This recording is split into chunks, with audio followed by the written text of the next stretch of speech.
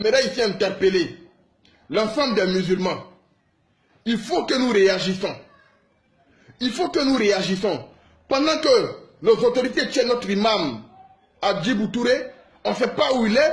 Le Kozim à Bobo est en train de soutenir la candidature d'Ahmed Bakayoko.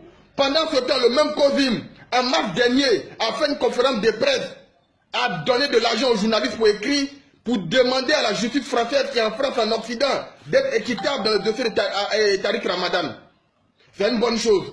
Mais en même temps qu'ils ont fait cette conférence, ils doivent aussi faire une conférence aussi pour demander à ce que la justice ivoirienne soit transparente dans le dossier de l'imam Touré. Et de nous dire où est-ce qu'il se trouve. Parce qu'on ne peut pas accepter qu'un imam disparaisse en Côte d'Ivoire en 2018 et on ne sait pas où il est. On l'accuse de quoi? Qu'est-ce qu'il a fait? Qu'est-ce que l'imam a fait de mal? Il a dit que le prix du pèlerinage a augmenté. Et c'est vrai. En 2010, le pèlerinage était à 1 500 000. Mais aujourd'hui, en 2018, ça fait 2 millions. Nous ne sommes pas d'accord avec ça. Et ça a augmenté. Moi, je le dis. Le pèlerinage sous Alassane Ouattara a augmenté. Oui, je le dis. Et il a dit quoi? Il a dit vous cassez maison des gens. Mais ce qu'il a dit là, c'est la vérité. Vous cassez maison des gens. Vous cassez maison des pauvres. Vous empêchez les pauvres de dormir. Dieu va vous châtier. Aujourd'hui, vous êtes au pouvoir. Dieu va vous frapper demain. Vous allez tomber comme des fruits mûrs. Allez-y voir à Port-Boué. Pendant que je suis en train de faire ce direct, pendant que je suis en train de vous parler, des gens sont en train de dormir au cimetière à Port-Boué. Allahu Akbar. Des gens sont en train de dormir au cimetière à Port-Boué. Et ça n'indigne personne. Ça ne révolte personne. Pendant qu'on est en train d'échanger en direct, des gens, des enfants, des familles, des vieilles, des vieux, ils sont en train de dormir sur des tombes. Allahu Akbar. Que Dieu nous pardonne. Que Dieu nous pardonne. Parce que si nous ne dénonçons pas, nous sommes tous coupables. Si nous formons les vieux, nous sommes tous coupables. Et Dieu va nous châtier. C'est ce que l'imam a dit. L'imam a dit, vous cassez maison des pauvres. Mais Dieu va vous châtier. Parce que vous empêchez le pauvre de dormir. Pendant ce temps, vous êtes dans votre duplex.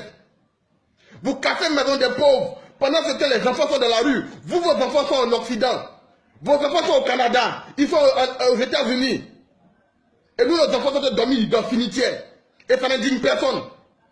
Chers musulmans, c'est à vous que je m'adresse. Ce n'est pas parce qu'on est musulman, ce n'est pas parce qu'on est nordiste, ce n'est pas parce qu'on est doula qu'on doit soutenir les agissements ignobles et inhumains de ce gouvernement. On ne peut pas soutenir les injustices. On ne peut pas supporter les injustes. Et on ne peut pas supporter les infidèles. Pendant que nous, on est chez nous, on se dit musulmans, on se dit croyants, on se dit chrétiens. Des gens sont en train de dormir au cimetière parce que le gouvernement a jugé que le quartier, c'est un quartier précaire. Et ça n'indigne personne. Nous sommes d'accord. Personne est contre le développement. Personne n'est contre le développement. Mais on veut un développement à visage humain.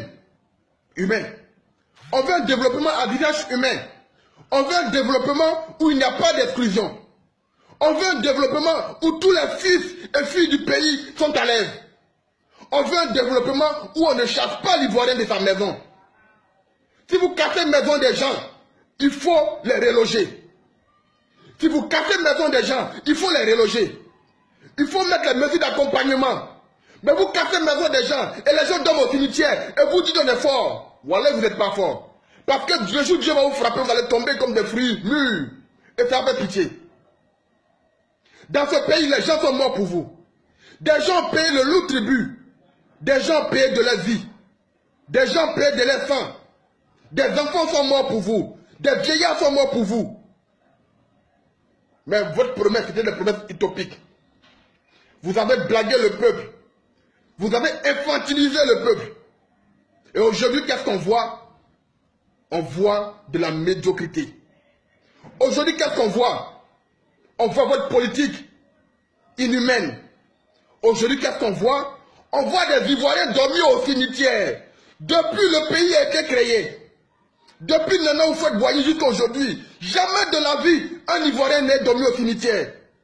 Mais aujourd'hui, à cause de vous, les Ivoiriens dorment au cimetière. Le dit là, ce n'est pas créer l'insurrection. Ce que je suis en train de dire là, je ne suis pas en train de créer l'insurrection. C'est vos actes inhumains et barbares que nous dénonçons.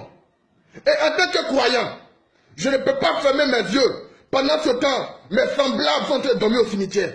Même s'ils ne sont pas musulmans, même s'ils sont animistes, ils ont quand même des droits.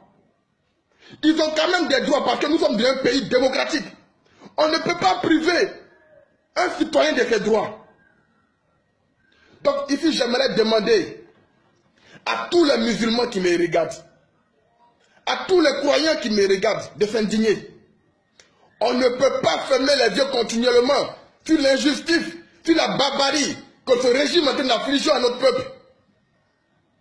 On fait la politique pour les êtres humains. On gouverne pour les êtres humains. On fait le développement pour les êtres humains. On ne fait pas le développement pour les moutons. Vous construisez des ponts, vous faites des routes, vous faites des grands sièges.